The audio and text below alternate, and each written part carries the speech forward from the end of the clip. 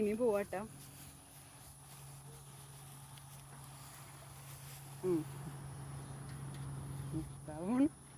കാണാതെ പൊക്കും.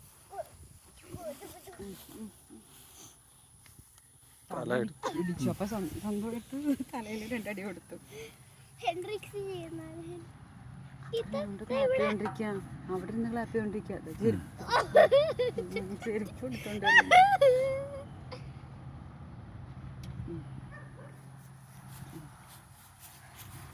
ചെരുപ്പ് ഇടണോ അല്ലേ? അമ്മ ഇട്ടുതരാം. ഇട്ടുതരണോ?